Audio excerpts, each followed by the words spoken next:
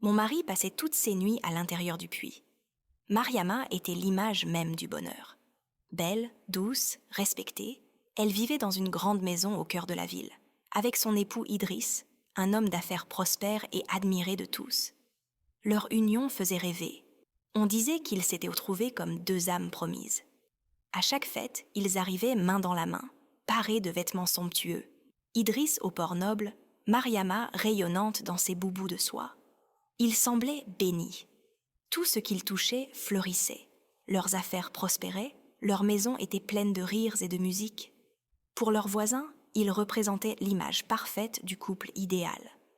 Mais Mariama savait, au fond d'elle, que quelque chose changeait. Depuis quelques semaines, elle sentait son mari plus nerveux, plus distant. Et surtout, chaque fois que le soleil disparaissait, son regard changeait. À la tombée de la nuit, Idriss devenait un autre homme, silencieux, tendu, absent. Souvent, il quittait la chambre sans un mot, prétextant un coup de fil, une affaire urgente ou un mal de tête soudain. Les premières nuits, Mariama ne s'en inquiéta pas vraiment. Mais peu à peu, les absences de son mari devinrent plus longues, plus fréquentes. Elle se réveillait parfois au milieu de la nuit pour découvrir le lit vide et les rideaux battant au vent. Et c'est alors qu'elle commença à entendre ce son.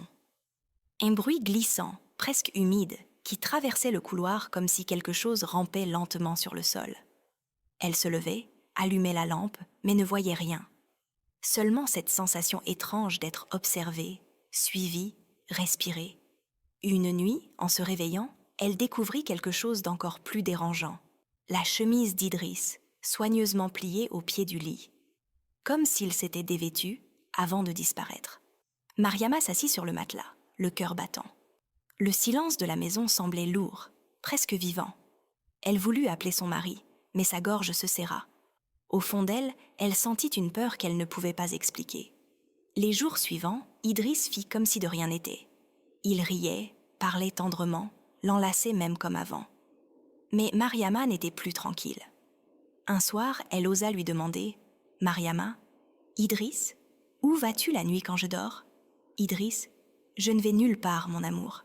Tu rêves encore trop. » Elle baissa les yeux, honteuse de douter de lui. Mais cette nuit-là, elle prit une décision.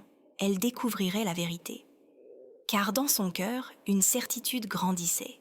Ce qu'elle entendait chaque nuit n'était pas un rêve. Cette nuit-là, Mariama ne trouva pas le sommeil. La pluie tombait doucement sur le toit, et chaque goutte semblait frapper son cœur.